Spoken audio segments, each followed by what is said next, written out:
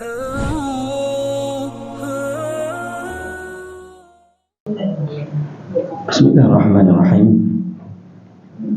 Assalamualaikum warahmatullahi wabarakatuh.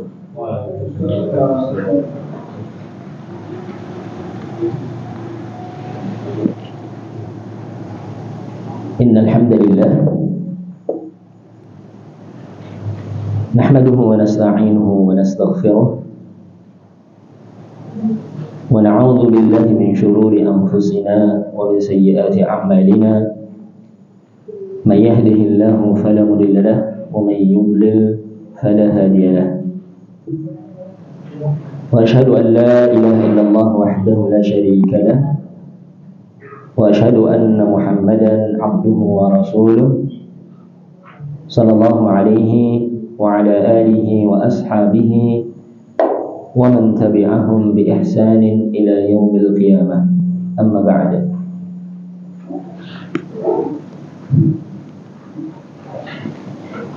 Ma'asyiral muslimin wal muslimat rahimani wa rahimakumullah. Alhamdulillah, marilah kita senantiasa meningkatkan rasa syukur kita kepada Allah Subhanahu wa taala atas limpahan nikmat yang telah Allah Subhanahu wa taala berikan kepada kita, sehingga kita masih diberikan kesempatan untuk melaksanakan kewajiban kita sebagai seorang muslim untuk salat subuh secara berjamaah dan juga untuk hadir di salah satu majelis dari majelis ilmu. Tentunya kita berharap majelis kita ini akan menjadi salah satu amalan yang dengannya Allah Subhanahu wa taala akan memudahkan jalan kita menuju ke surganya kelak. Salawat serta salam semoga senantiasa terlimpahkan kepada uswatun hasanah kita, suri teladan kita, yakni baginda Nabi kita Muhammad sallallahu alaihi wasallam, yang kita harapkan syafaatnya di yaumul qiyamah kelak. Ma'asyiral muslimin wal muslimat rahimani wa rahimakumullah. Al-Imam Al-Hasan Al-Basri rahimahullahu taala, beliau pernah mengatakan, kun aliman atau muta'alliman atau mustami'an atau muhibban wala takun al-khamisah fatuhliku. Jadilah engkau seorang yang alim, ataukah kalau enggak bisa menjadi seorang yang alim, maka hendaklah engkau menjadi seorang muta'allim. Seorang yang alim, yakni seorang yang berilmu. Ataukah kalau nggak bisa kita menjadi seorang yang alim, jadilah kita seorang muta'allim, yakni orang yang mau belajar ilmu. Atau mustami'an, ataukah mungkin kita belum bisa dianggap sebagai muta'allim, setidaknya kita ada di posisi yang lain, yakni mustami'an, yakni seorang yang mau mendengarkan ilmu.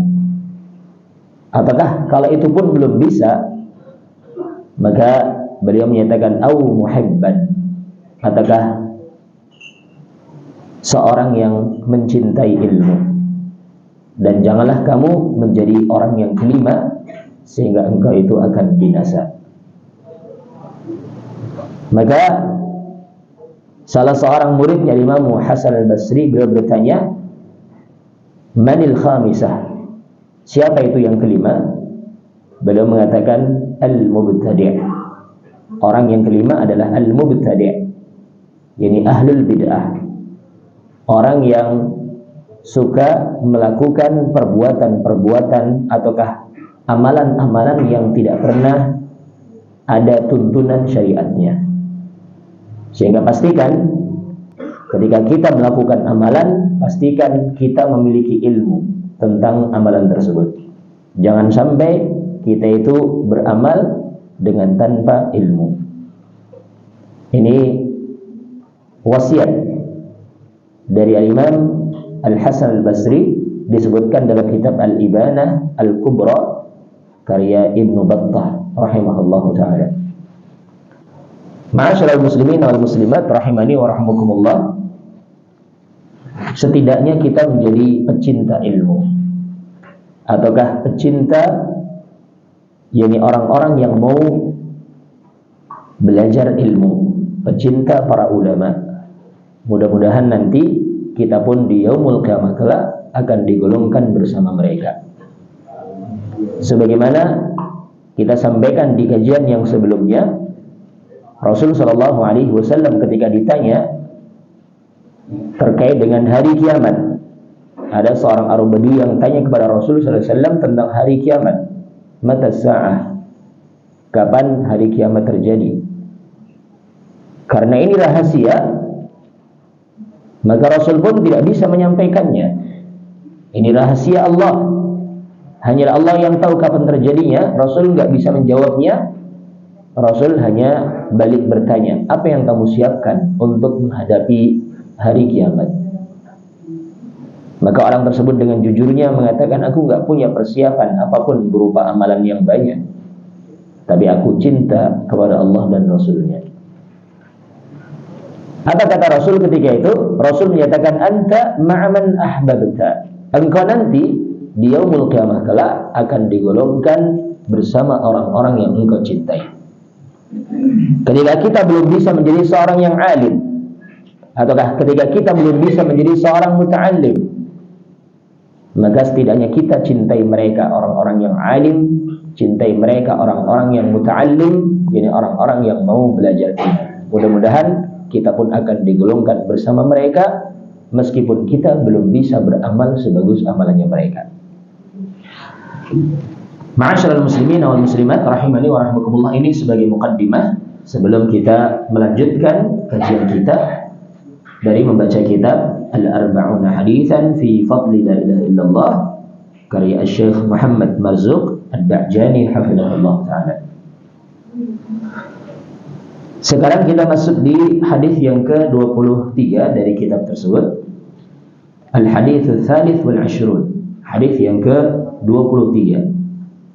Ini masih terkait dengan pembahasan sebelumnya, yakni bahwasanya tidak ada yang bisa menandingi kalimatut tauhid di timbangan amalan kelak.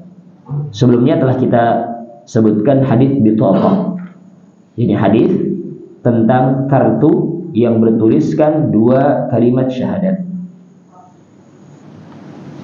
yang ditimbang di timbangan amalan ini bisa mengalahkan 99 gulungan catatan kejelekan, yang masing-masing gulungannya kalau dibentangkan itu sejauh mata memandang. Ini dikalahkan dengan kalimat tauhid yang telah seorang ucapkan. Barangkali yang dimaksudkan di dalam hadis tersebut itu adalah seorang yang dulunya ini adalah orang kafir, katakan non muslim ya. Namanya orang kafir tentunya tidak punya aturan. Dia akan melakukan apapun yang diinginkan hawa nafsunya. Banyak sekali perbuatan dosa yang dilakukan, banyak sekali kewajiban-kewajiban yang telah dia tinggalkan. Namanya orang kafir, sholat pun tidak, puasa pun tidak, zakat pun tidak, apalagi yang lainnya, apalagi haji, apalagi umrah. Mereka tinggalkan semua kewajiban-kewajiban itu, maka tertulis sebagai perbuatan-perbuatan dosa meninggalkan kewajiban. Akan tetapi di akhir hidupnya Allah berikan kepadanya petunjuk. Dia bertaubat dari perbuatan-perbuatan kejelekannya, kemudian dia pun masuk Islam, mengucapkan 2 kalimat tauhid, kemudian Allah wafatkan di atasnya. Maka catatan kejelekan yang tertulis dalam lembaran-lembaran, yakni catatan itu sampai terkumpul berjumlah 99 gulungan. Katakan mungkin catatannya itu tertulis dalam yakni roll. Gulungan misalkan roll ya. Ditulis semuanya itu. Ini jumlahnya bukan cuma satu, ada 99 roll, 99 gulungan, semuanya berisi catatan kejelekan. Di yaumul qiyamah dihadirkan itu. Dia pun sudah binasa ini, enggak mungkin saya selamat. Allah bertanya, apakah kamu masih punya alasan? Tidak wahai Rabb, aku enggak punya alasan apapun. Maka Allah menyatakan, bahkan di sisi kami kamu punya satu alasan. Apa itu? Dikeluarkanlah satu kartu yang bertuliskan yakni kalimatut tauhid. Sebagian riwayat yang bertuliskan dua kalimat syahadat, asyhadu an la ilaha illallah wa asyhadu anna Muhammadar Rasulullah. Orang ini pun menganggap remeh. Apa artinya satu kartu dibandingkan dengan 99 gulungan catatan kejelekan? Sudah, hadirkan saja timbangannya, ditimbanglah. Ternyata yang lebih berat di antara dua hal tersebut adalah dua kalimat syahadat yang dia ucapkan di akhir hidupnya. Karena ini menghapuskan semua kejelekan-kejelekan, semua perbuatan-perbuatan dosa yang dilakukan sebelumnya. Sehingga ini menjadi dalil tentang keutamaan dari kalimat tauhid, yakni tidak ada sesuatu pun yang bisa menandingi kalimat tauhid di timbangan amalan kelak. Sekarang hadis yang ke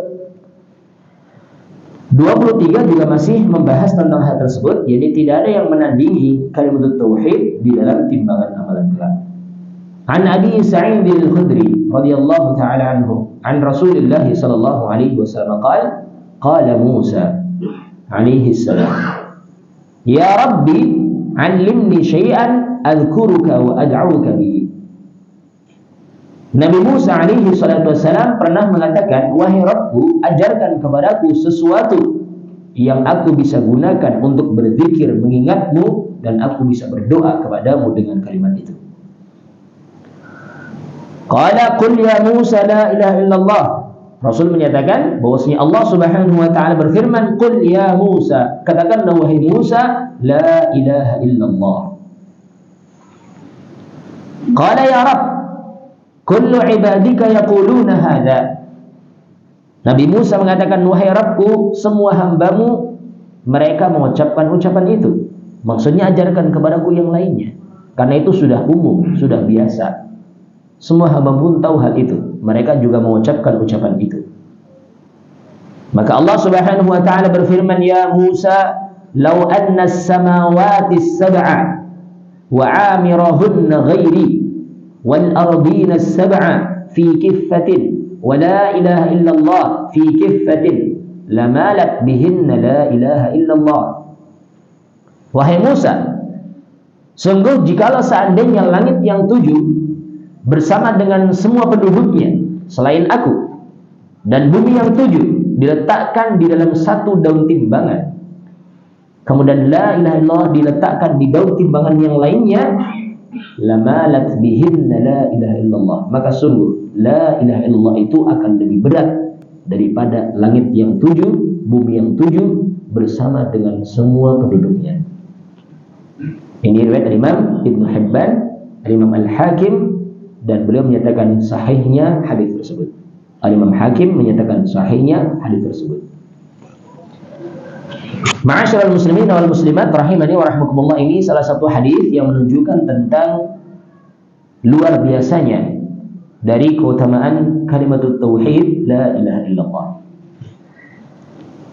Dan al-hadis ada fawaid. Hadis ini menunjukkan beberapa faedah, di antaranya minha fadlu la ilaha illallah wa annahu la ya'uddu laha syai'un fil mizan. Hadis ini menunjukkan tentang keutamaan la ilaha illallah dan bahwasannya tidak ada sesuatu pun yang bisa menandingi dari kalimat tauhid di timbangan amalan kelak. Walidzalika lamma talaba Musa alaihi salam min Allah azza wa jalla an yu'allimahu syai'an yadhkuruhu wa yuthni alaihi wa yatawassalu ilaihi bihi wa yad'uhu bihi, amarahu bila ilaha illallah. Oleh karena itu, ketika Nabi Musa alaihi salatu wassalam meminta dari Allah azza wa jalla untuk mengajarkan kepadanya sesuatu yang bisa beliau gunakan untuk mengingat Allah, sesuatu yang bisa beliau gunakan untuk memuji Allah, sesuatu yang beliau bisa gunakan untuk bertawassul, menjadikan perantara di dalam menyampaikan doanya kepada Allah, wa yad'uhu bihi, dan juga berdoa dengannya, maka Allah pun memerintahkan kepada Musa untuk bertawassul dengan la ilaha illallah, berdoa dengan memuji Allah dengan mengucapkan kalimat tauhid, mengingat Allah dengan mengucapkan kalimat tauhid la ilaha illallah. Ini yang pertama dari pelajaran yang bisa kita petik dari hadis tersebut, keutamaan la ilaha illallah. Wa minha, dan diantara faedah dari hadis tersebut adalah hajatul anbiya litanbih ala fadlit tauhid. Butuhnya para nabi, yakni untuk diperingatkan tentang keutamaan tauhid. Para nabi saja butuh untuk diperingatkan terkait dengan keutamaan tauhid, apalagi kita yang bukan nabi. Tentunya kita lebih butuh lagi untuk mengetahui tentang kalimat tauhid. Sehingga berbicara masalah tauhid ini pembicaraan yang paling mulia. Karena inilah perkara yang paling mulia dari perkara yang paling besar dari apa yang telah Allah perintahkan kepada kita hamba-hambanya. Asy-Syaikh Muhammad At-Tamimi rahimahullahu taala bermenyatakan, wa a'dhamu ma amara Allah bihi at-tauhid. Dalam Al-Ushul Tsalatsa beliau mengatakan, dan perkara yang paling a'zam, perkara yang paling agung dari perkara yang Allah perintahkan kepada hambanya itu adalah at-tauhid.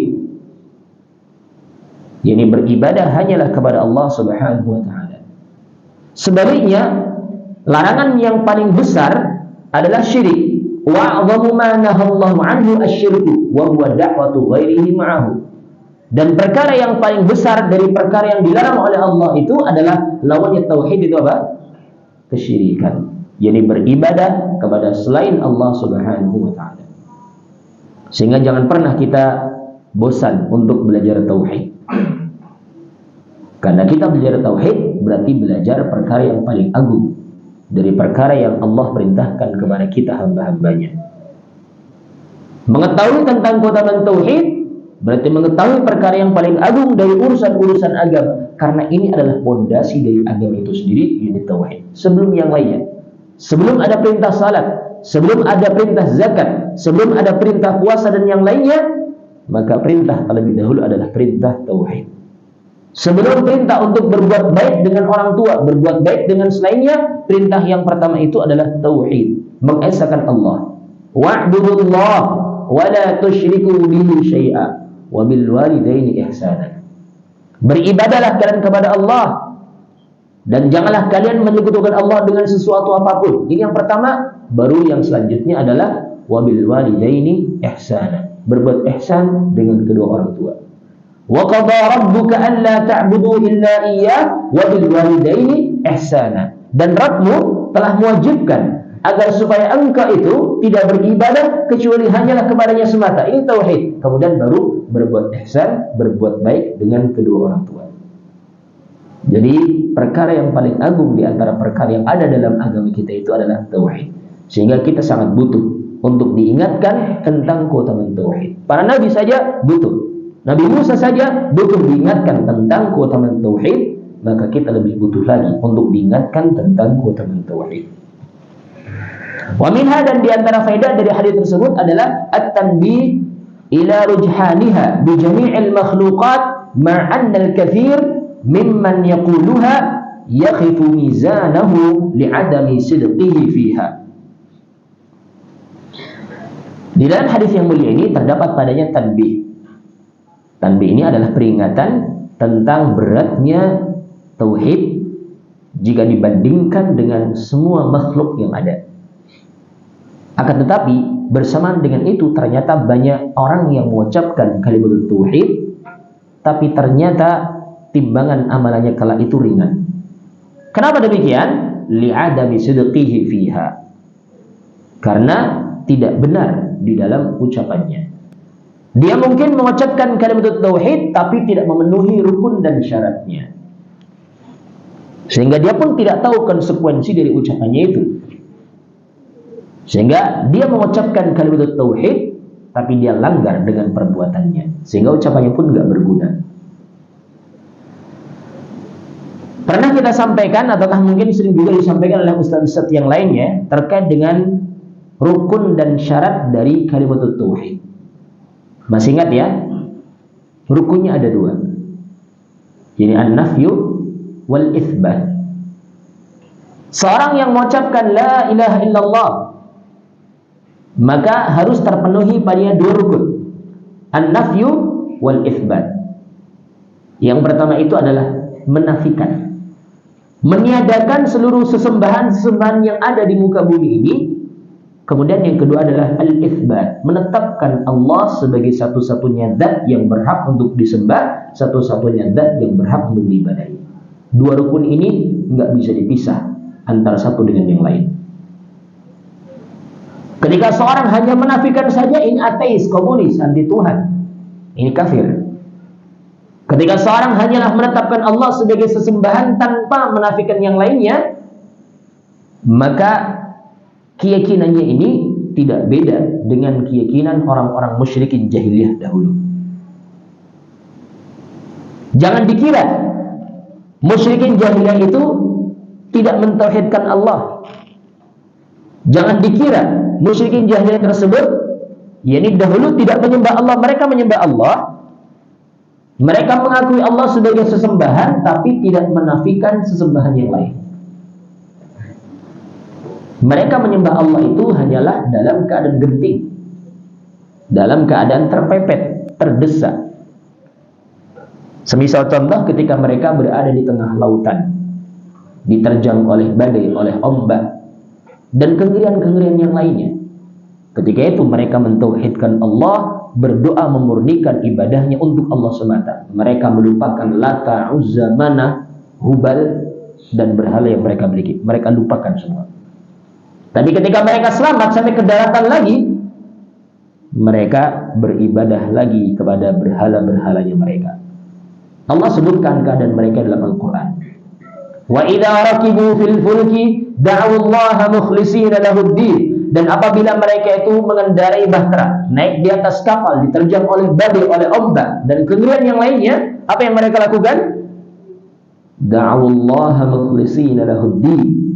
Mereka beribadah, mereka berdoa kepada Allah dengan mengikhlaskan agama hanya untuknya semata, mentauhidkan Allah dalam keadaan genting.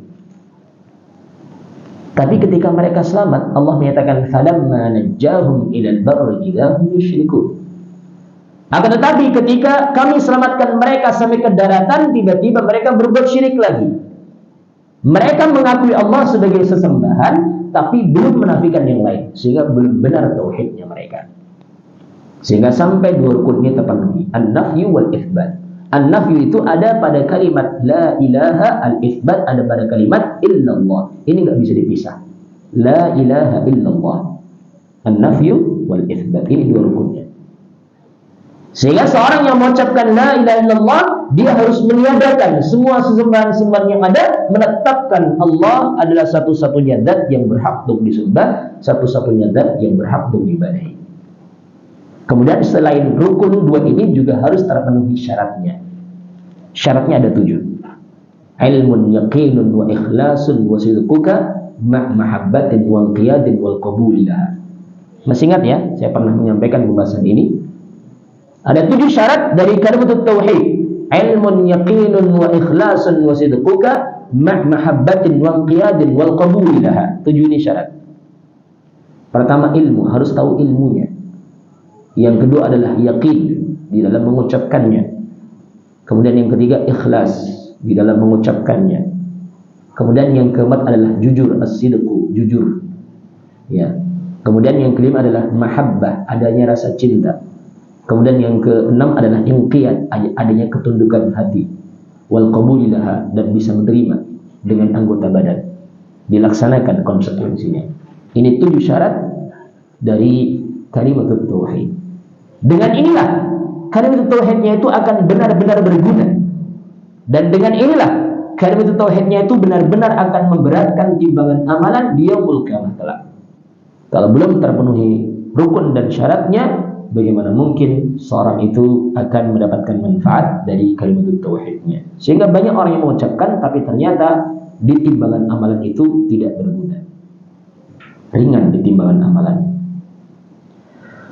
Kita lanjutkan, wa minha an-nassu ala anna al-ardin sab'un. Anna al-ardina sab'un kas-samawat.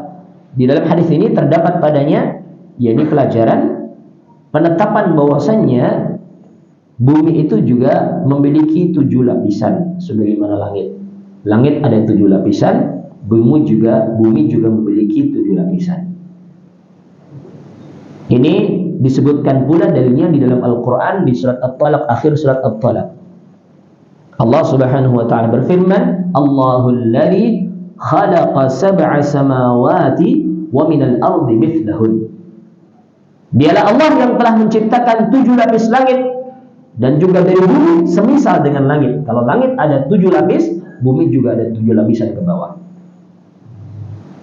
Di hadis ini juga disebutkan, "Lau anna as-samawati as-sab'a wa 'amirahunna ghairi wal ardina as-sab'a."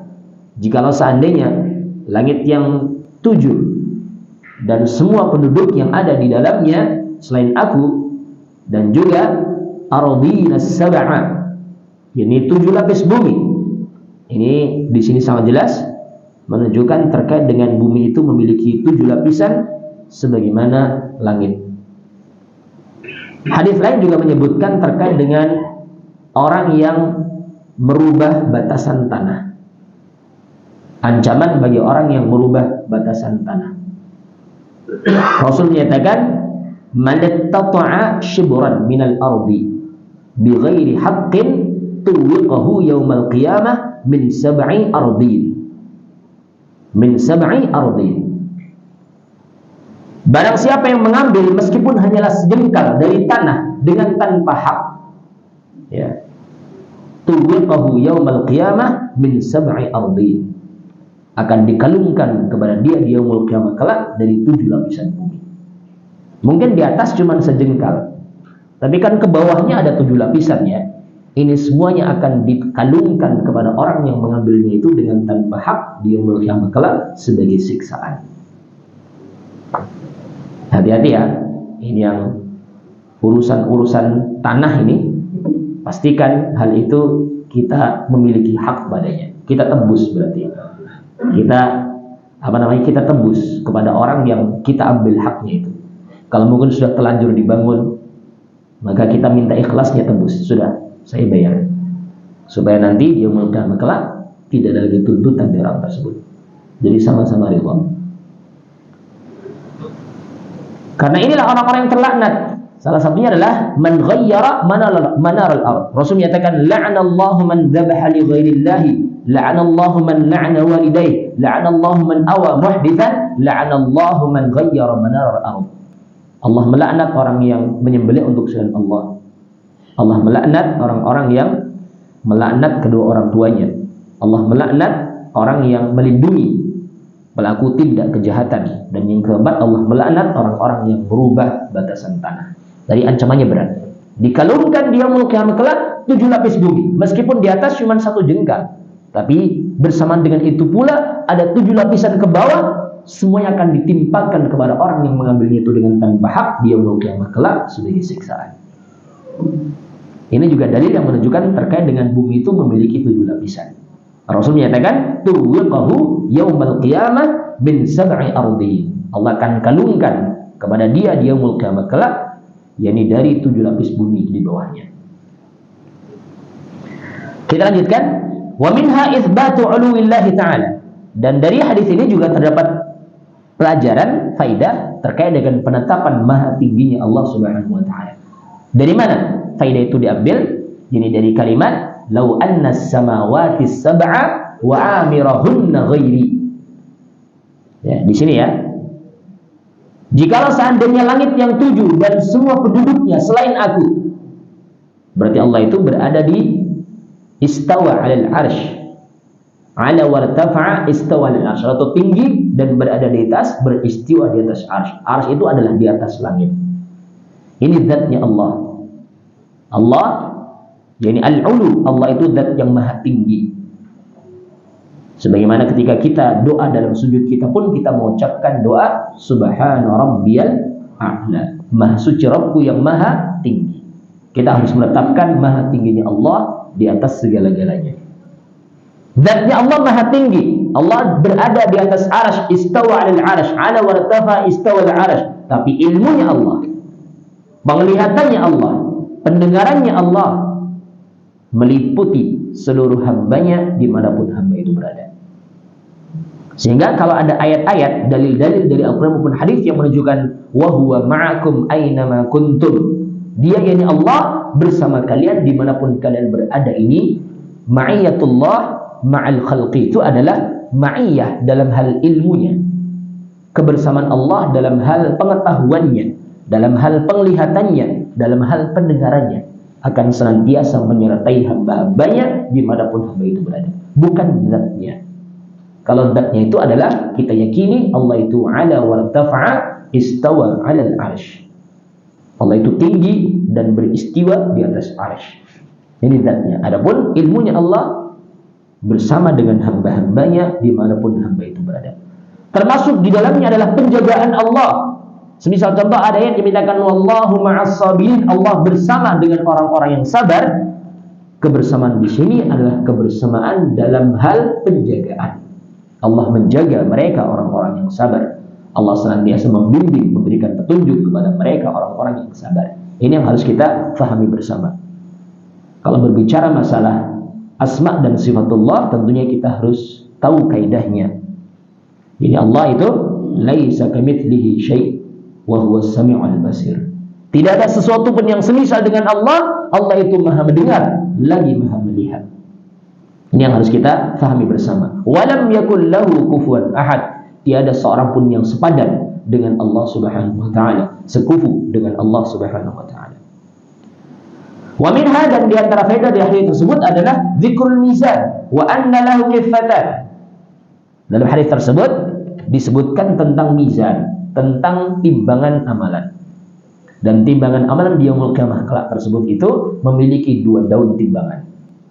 Ya, memiliki 2 daun timbangan. Yang satunya untuk menimbang, satunya untuk yang ditimbang. Cuman Allah a'lam, hakikatnya bagaimana kita tidak tahu. Tapi kita meyakini memiliki 2 daun timbangan. Ya. Ini selesai hadis yang ke-23. Sekarang kita lanjutkan di hadis yang ke-24. Babun minhu wa annaha khairun wa annaha khairu ma yusa bihi. Masih terkait dengan pembahasan yakni keutamaan dari kalimat tauhid. Tidak ada sesuatu pun yang bisa menandingi kalimat tauhid di timbangan amalan. Kemudian ada tambahan lagi di sini wa anna khairu ma yusa bihi. Kalimat tauhid itu adalah kalimat yang terbaik yang mana seorang berwasiat dengannya. Al-hadithur rabi' wal 'ishrun, hadits yang ke-24. An Abdullah bin Umar radhiyallahu ta'ala anhuma. An Nabi sallallahu alaihi wasallam qala Nuh alaihi salam li ibnihi 'inda mautihi. Amuruka bila ilaha illallah fa inna as-samawati as-sab'a wal ardina as-sab'a law wudi'at fi kiffatin wa wada'at ataukah wa wudi'at la ilaha illallah fi kiffatin la rajahat bihinna la ilaha illallah walau anna as-samawati as-sab'a wal ardina as-sab'a kunna halqatun mubhamatun qasamathunna la ilaha illallah. Rawahu al-Imam Ahmad wal Hakim wal Bukhari fil Adab al-Mufrad wa sahhahahu al-Albani. Dari Abdullah bin Umar radhiyallahu ta'ala anhuma, dari Nabi sallallahu alaihi wasallam, beliau bersabda, dahulu Nuh alaihi salatu wassalam, ini salah seorang nabi di antara nabi-nabi Allah. Beliau ini punya keutamaan termasuk dari kalangan ulul azmi minar rusul. Rasul yang punya tekad kuat untuk berdakwah kepada kaumnya. Ada 5 nabi yang dikenal dengan ulul azmi minar rusul. Dilihat dari waktunya, yang pertama adalah Nuh. Kemudian di bawahnya Nuh itu ada Ibrahim. Setelah Ibrahim ada Musa, ada Isa, ada Nabi kita Muhammad sallallahu alaihi wasallam. Ini dilihat dari sisi urutan zaman ya. Kalau urutan keutamaan, maka yang paling mulianya adalah baginda Nabi kita Muhammad sallallahu alaihi wasallam. Kemudian selanjutnya adalah Ibrahim, Musa, Isa dan Nuh. Ini dilihat dari keutamaan. Ya. Nuh ini salah satu dari ulul azmi minar rusul. Rasul yang punya tekad kuat di dalam berdakwah kepada kaum, yang enggak pernah bosan. Nuh sendiri menyatakan, qala rabbi inni da'awtu qaumi laylan wa nahara. falam azidhum du'ai illa firara. Wahai Rabbku, aku berdakwah mengajak kaumku untuk menyembahmu ini siang malam, tidak pernah henti-hentinya. Bukan cuma sepekan sekali, tapi siang malam beliau mengajak kaumnya untuk mentauhidkan Allah. Tapi ternyata seruanku tidak ada yang mengikuti, tidak bertambah sedikit pun dari orang yang mengikuti seruanku, kecuali hanyalah sekelompok orang yang sedikit saja. Lebih banyak yang tidak beriman daripada yang beriman. Tapi beliau tetap bersabar. Beliau tinggal bersama kaumnya itu selama 950 tahun. Berdakwah terus, mengajak kaumnya untuk beribadah dan menyembah kepada Allah. Bahkan anaknya sendiri pun, istrinya sendiri pun tidak beriman, beliau tidak peduli. Yang penting dia sudah menyampaikan risalah dari Allah. Dari sini pun kita tahu anaknya para nabi, istrinya para nabi, ataukah anaknya dan istrinya orang-orang mulia itu belum tentu mereka mulia. Orang tersebut mungkin mulia, para nabi mulia, tapi keturunannya belum tentu mulia. Sehingga nggak mesti seorang yang dikenal sebagai keturunan nabi, ataukah bahasa sekarang disebut dengan apa? Habaib ya, belum tentu mereka di atas jalan yang benar, karena tidak ada jaminan. Anaknya Nuh ada yang tenggelam bersama orang-orang kafir. Istrinya bahkan pun dijadikan sebagai percontohan perempuan-perempuan yang kafir.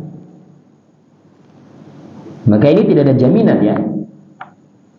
Keturunannya orang-orang mulia, dia akan jadi mulia juga. Belum tentu. Kecuali kalau memang dia mengikuti ajaran yang diajarkan oleh orang mulia tersebut. Mulia bukan karena keturunan, bukan karena nasab, tapi karena ilmu. Karena amalan saleh yang dilakukan. Nabi Nuh pernah mengatakan kepada anaknya ketika beliau akan wafat. Jadi ini anak yang beriman ya, bukan anak yang tenggelam itu, bukan Kan'an yang disebutkan dalam surat Hud itu ya. Ya bunayya arkam ma'ana wa la takum ma'al kafirin. Qala sa'awi ila jabali ya'simuni minal ma'. Qala la 'asima al-yawma min amri Allah illa man rahim. Fahala bainahuma al-mawju fakana minal mughraqin. Bukan anak yang kafir ini. Anak yang kafir sudah mati ketika datangnya bencana, banjir, tenggelam sudah di situ. Ini anak yang lain. Nabi Nuh pernah mengatakan kepada anak laki-lakinya ketika beliau hendak wafat, amuruka bila ilaha illallah. Aku perintahkan kepadamu untuk mengucapkan kalimat tauhid la ilaha illallah. Kemudian beliau pun menyebutkan keutamaannya. Fa inna as-samawati as-sab'a wal ardina as-sab'a law wudi'at fi kiffatin. Karena sesungguhnya jikalau seandainya langit yang 7 dan bumi yang 7 diletakkan di satu daun timbangan, kemudian la ilaha illallah diletakkan di daun timbangan yang lain, la rajahat bihinna la ilallah, maka la ilaha illallah itu akan lebih berat daripada langit yang 7 dan bumi yang 7. Jikalau seandainya langit yang 7 itu dan juga bumi yang 7 itu semuanya itu didirikan sebagai halaqah mubhamah, dijadikan sebagai cincin lingkaran, ya, maka lingkaran ini akan bisa qasamat hunna la ilallah, akan bisa yakni dihancurkan dengan la ilaha illallah, akan bisa dipatahkan dengan la ilaha illallah. Ini gambaran betapa mulianya kalimat tauhid la ilaha illallah. Ini mirip dengan hadis yang sebelumnya ya, masih terkait dengan la ilaha illallah, tidak ada yang bisa menandingi di timbangan amalan kelak. Dalam hadis ala fawaid, hadis ini menunjukkan beberapa faedah. Minha di antaranya adalah fadlu la ilaha illallah wa annahu la ya'uddu laha syai'un fil mizan. Hadis ini menunjukkan faedah tentang keutamaan dari kalimat tauhid la ilaha illallah dan bahwasannya tidak ada yang bisa menandingi sedikit pun dari kalimat tauhid di timbangan amalan kelak. Ini sama dengan hadis-hadis yang sebelumnya. Wa minha annaha afdalu ma yusa bihi al-abna 'inda al-maut. Kama qala Nuh alaihi salam huna wa kama awsa biha Ibrahim wa Yaqub baniyahu. Qala ta'ala wa wassa biha Ibrahim banihi wa Yaqub ya baniya innallaha astafa lakumud-din fala tamutunna illa wa antum muslimun. Bahwasanya Kalimat tauhid adalah kalimat yang paling afdal untuk dijadikan sebagai wasiat. Ya. Semisal contoh wasiat orang tua kepada anak-anaknya ketika hendak wafat. Entah itu orang tua yang mau wafat atau karena yang sudah mau wafat. Ini perlu. Ketika seorang di akhir hayatnya pun dia perlu wasiat kepada anak-anaknya agar supaya anaknya tetap menjaga agama. Ini yang paling penting. Yang masih sehat pun berwasiat kepada yang sedang sakit. Yang sedang sakit, yang barangkali dikhawatirkan sakitnya itu akan mengantarkan kepada ajalnya dia.